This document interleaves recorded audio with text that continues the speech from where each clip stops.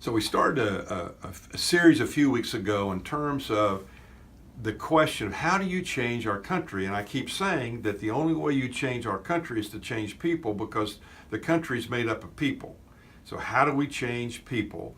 And I believe that the Lord has given us a strategy to change people in our country, literally around the world.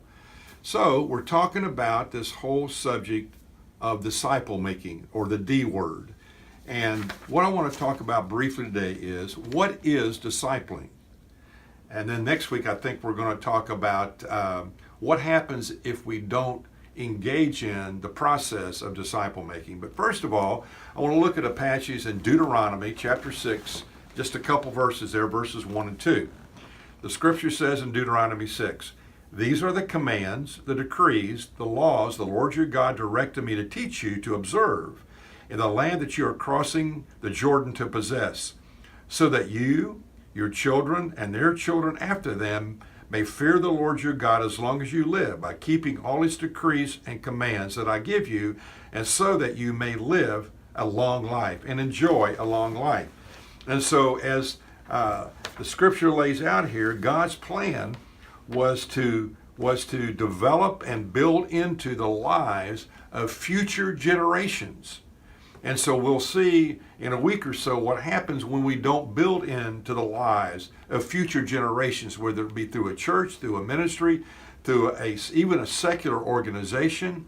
If we don't take the basic tenets and build those into the lives of other people who will pass them on, then it will not have the positive impact that we hope will happen for generations to come. So the first basis for understanding disciple making is it involves building into the lives of future generations. The second one comes from a book of Acts, and I'm just going to read a couple verses here. But in Acts chapter 15, beginning with verse 36, we read this: "Sometime later, Paul said to Barnabas, one of his friends, 'Let us go back and visit the brothers in all the towns where we preach the word of the Lord, and see how they're doing.' Barnabas wanted to take John, also called Mark, with him, but Paul did not think it wise to take him, because he had deserted them in Pamphylia and had not continued with them in the work. They had such a sharp disagreement that they parted company. Barnabas took Mark and sailed for Cyprus, and Paul chose Silas and left, commended by the brothers to the grace of God." And so what we have here really is the first church split. So Paul went one direction because John Mark had, quote, pooped out on them at a crucial time in their missionary journey. But Barnabas took John Mark, didn't give up on him, and continued with him. It's very interesting. Barnabas' name means son of encouragement. So he was an encourager. You say, well, who was right and who was wrong? Was Paul just being too difficult? No, I really think in any organization or work or ministry, even in a family, you've got to have somebody that's got the big picture. And I think that was the Apostle Paul, who was willing to make tough decisions even though they might be uncomfortable. On the other hand, you have Barnabas, who always had his focus on the people or the person and their continued development. It's very interesting. Later on, Paul said, "Bring John Mark back. He is now useful for us." He had learned his lessons and he continued to develop and grow. And so through all of that then, the principle in disciple making is, disciple making involves a transfer of leadership when the time is right. And so when the time was right, the Apostle Paul brought John Mark back, and he continued to make a gigantic impact, even, by the way, unto this day. The third principle of disciple making comes from a book in Joshua in the Old Testament, and this is what it says. Chapter 1, verse 1.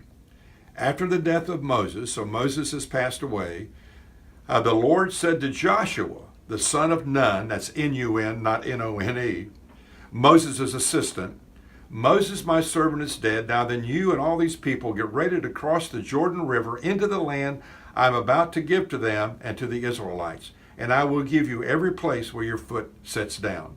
And so what happens here is we see that Moses had invested his life in a young man named Joshua, so that the leadership and the continuity of the effort would continue. It's just like in a cross-country race, or even, I guess I should say, a relay race. One of the key things is the passing of the baton. And so often if you go to a track meet and watch the cross-country team, I don't know why I keep saying cross-country, but the relay team practice the handoff before the race starts, they know that that is pivotal to the winning that race or being successful in that race. And the same way in disciple making, this passing on the baton to Joshua by Moses was critical. So disciple making involves carrying on the plan of God without a break in cadence. And then there's one final thing we want to bring to our attention today, and that comes in the Gospel of Mark, chapter number 3, beginning with verse 13. Jesus went up on a mountainside and called to him those he wanted. They came to him. He appointed 12, designating them as apostles, that they might be with him. Jesus started, I believe, the first clique, the first small group. He put a band of men together, and the first thing he says, he chose them to be with him. So Jesus' methodology to change the planet started with a handful of men whom he built his life in for 3 years, constantly with them. They were constantly in his presence. And so again, we'll talk more about this verse later on, but let me make the principle here in terms of disciple making. Disciple making means training a few to reach all the nations. A few years ago, you might remember the first revolution in Cuba. And I've been told that a newspaper reporter was interviewing Mr. Castro. And they asked him, when you did the first revolution in Cuba, how many key people did it take to do it? He said something like 84. He said, well, if you had a revolution to do over again in the country, how many key people would it take? He said, I could do it with probably around 4. But the 4 would need to be willing to die. It doesn't take a lot to impact the whole country, but it takes a core of people that are deeply committed to Jesus and carrying out his plan of disciple making. You think about that.